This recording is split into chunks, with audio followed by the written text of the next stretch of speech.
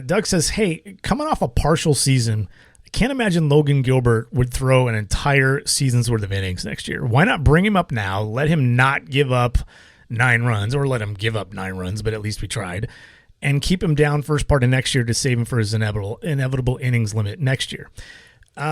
Here's the thing. And Doug may have tossed this question in a week ago, as far as I know. The questions have been piling up on me, and apologies for that. Even a week and a half ago, when you're on the 11th or 12th of September and you have 15, 16 days left in the season, there's so little value for the player in calling him up for those 2.5 weeks. Truly. What if he struggles? Then he has a bad taste in his mouth for 2020, heading into 2020. And if he's okay, it's still only a few outings. Like, what is there to gain for the player?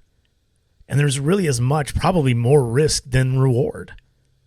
And as for workload, he's thrown a lot in Tacoma. I'm told some of those arms down there have received the equivalent of somewhere between 80 and 110 innings of work.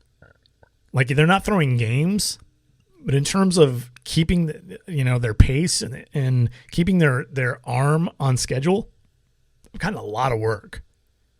I think he can go 150 innings next year. And for me, these call-ups, and I wrote about this at Prospect Insider last week, these call-ups were not actually ultimately about service time, because it would have been too easy. If they're up for 2 weeks, yes, it counts for more than 2 weeks. You times it by 2.8. So if they're up for 10 days, that counts as 28 days. That's an easy way. That's an easy math problem to do. But it's really easy to get back those 28 days next year. But I totally understand if there just wasn't enough reward there to do it. Too easy to manage the service time thing. But again, with Kelenic too, just what's the reward? Because, and there are a lot of folks out there, and social media is known for this. The Mariners should have called, and there were even writers writing, the Mariners should have called up Kelenic and Gilbert. Based on what? Well, what are you basing that on? Beat reporter, columnist, what are you basing that on? Are you a scout? Are you the Mariners? Because those are the only folks that would have a clue right now. People that have seen those players at the alternate training site.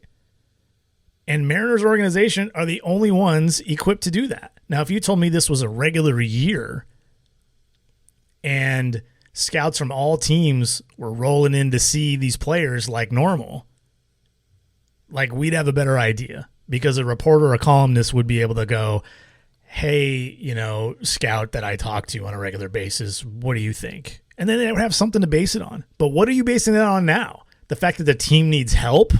Because that's not a good enough reason. It's not a good enough reason at all. It doesn't even start the conversation for me. Those players absolutely have to be ready. And maybe they weren't. Maybe the risk was too great for the Mariners to do that. And maybe the service time issue being almost a 3X just exacerbated the risk. But I don't think there's any way service time was the deciding factor, or really even a significant factor. It was like, hey, if we're going to do this at almost 3X the service time, we need to feel like these guys are really ready to roll, and the payoff for the team is also there. But because, especially with Kelenic, we're talking about a guy who has, 17 games above the Cal League? He could have come up and looked worse than Jake Fraley has.